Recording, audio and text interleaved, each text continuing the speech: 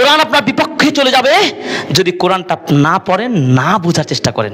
ওই যে পড়লে বুঝে পক্ষে, যদি না পড়েন না বুঝেন বিপক্ষে চলে যাবে। দলিল কি?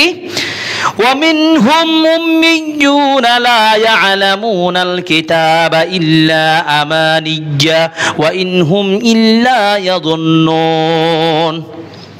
তাদের মধ্যে কিছু নির্বোধ মূর্খ শ্রেণীর মানুষ রয়েছে যারা কেতাবটাকে বুঝতে চায় না, কেতাবটা জানতেও চায় না, বরং তারা অলিক মিথ্যা ধারণা করে এভাবেই পার হয়ে যাবে, সুখে আছি আর কি, ঘর বাড়ি হয়েছে, ছেলে জামাই বেটি সব হয়ে গেছে, আনন্দেতেই আছি। এদিকে খেয়ালই নেই যে সেই ইয়াহুদ নাসাদের কাজের সাথে কাঁধ মিলিয়ে দিয়েছে। ভালো করে বোঝার চেষ্টা করেন।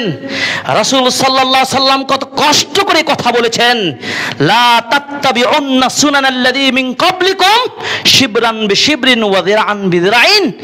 অবশ্যই আমি দেখতে পাচ্ছি অচিরেই আমার উম্মার লোকেরা ইয়াহুদ নাসারাদের কাতারে কাজে কর্মে হাতে হাতে এবং কাঁধে কাঁধে এবং এক হাত করে অর্ধ হাত করে খুবই ক্লোজ হয়ে যাবে।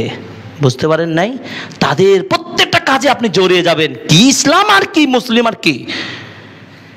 তিনি বললেন, হাত্তা লাউ দাখালু ফি জুহুরি দাব্বিন লাত্তাবাতুহুম। তারা যদি গুই সাপের গর্তেও ঢুকে যায় ইহুদি নাসারারা, আর এই উম্মার পাগল হয়ে যাবে, এই মূর্খ লোকেরা তাদের সাথে ওই গর্তেই পা দিবে। কুলনা ইয়া রাসূলুল্লাহ ইয়াহুদ ওয়ান নাসারা। নবীজিকে প্রশ্ন করলাম, ইয়া রাসূলুল্লাহ তারা কি ইহুদ নাসারা নয়? তিনি বললেন, ফামান, আর কি হবে, ইহুদি নাসারারাই এই কাজটা করবে, তাদের মতো আপনার আমরা হয়ে যাব। আল্লাহ আমাদের হেফাজত করুন, আমিন।